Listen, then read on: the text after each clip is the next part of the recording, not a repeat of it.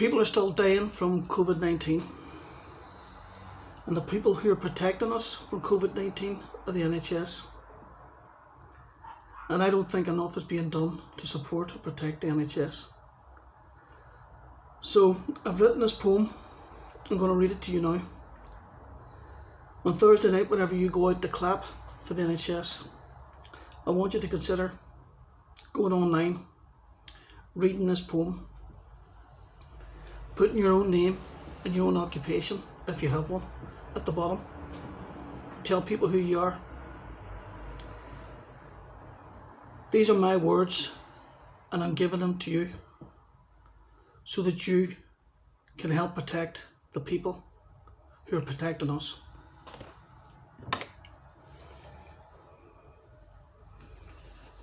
The poem is called The Murder of the NHS. 100 heroes' precious lives, cut short by bullets, bombs or knives, would ring the bells in every steeple and bow the heads of common people.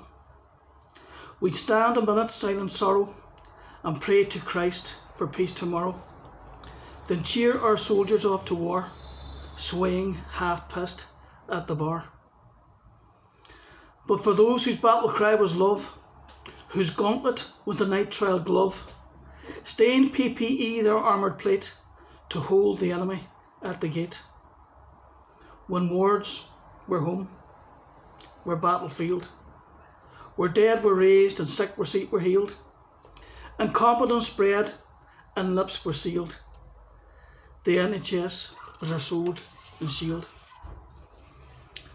On Thursday nights they got the clap, on Friday morn the cold hard slap of a 12-hour shift in sweat-soaked clothes. They held the line and fell in droves. But they brought our leader back to health. He spat in their faces and squandered our wealth. And he thanked them, as good Tories should, as they struggled with mortgage, fuel bills and food. While the colours of the rainbows fade and the Chancellor bleats some budget day, who will pay for what we lost? Whose shoulders bear the furlough's cost? Who will watch our heroes' backs as ministers turn and swing the axe? News presenters, Fleet Street hacks, the royals gilded with our tax? Who has the balls to fight for those on night shift dodging drunkards' blows? Who fought hard for you and yours so hard in the countless thousand smaller wars? When the clapping stills and austere tears are shed for the motherless children of the unwashed dead, who will shout in the faces of the men that lied how so much went wrong and so many died? Who'll drag the guilty to the stocks?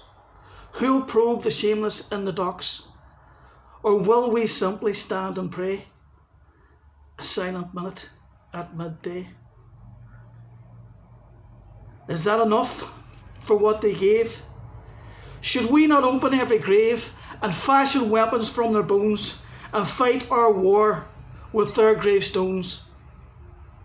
Drag the truth out into light. We die like slaves or stand and fight. And fight we must, or worse will come. First the old, and then the young. As we fall silent and act dumb, the future's being forged today. Don't let the bastards get away. Stand for justice and protest the murder of the NHS.